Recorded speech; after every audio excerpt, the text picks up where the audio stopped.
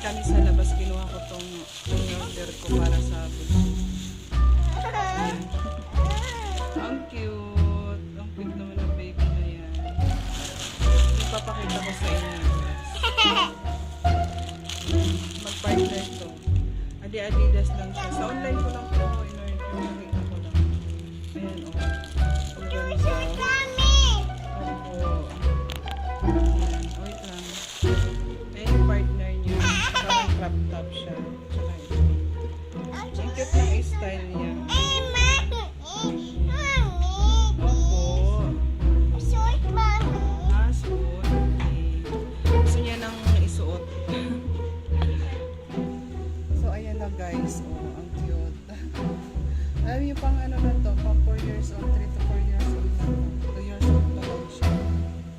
Ayan o. Model, model. Ah, ang cute. Ang cute bagay sa kanya.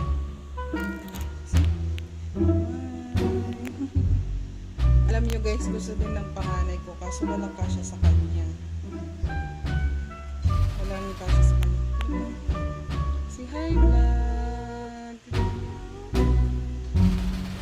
Sobrang init guys. Sinusuot yung salamin ko. Ayan o.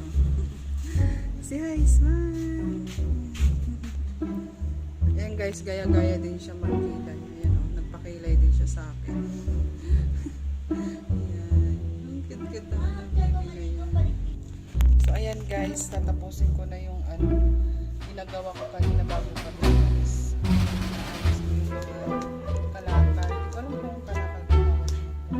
Kasi nga may ano dito. Parang palitan ng bigas. Yun, may parang ang tawag yung project ba ni Nina na ano, palitan ng bigas. Yung ipunin mo yung mga plastic. Tapos 10 kilos na plastic. Hindi ko alam kung ilan yung kapalit na bigas. Basta nga ano, sinabi lang nung tita ko nung nakaraan, kaya yan, nag-ipon din ako. Ayan. Ang dami ko nang naiipon na yan. Inayos ko to kanina bago ako umalis. Ano, may ayusin pa ako ayun, dito sa baba. Ayan. Ang dami ko pang naayusin. Ayan. Ito yung ginamit kong plastic kanina. Pang ayos. Ah, ang hirap mag-ano kasi ano, tawag nito? Wala akong tripod pa. Ayusin. Parang na-stress yung panganay ko bagong gising lang. Tawa sila. Ayan. Ginagawa mo, ma? Ayos ko to. So, ayun lang guys. Bye. Salamat sa panonood.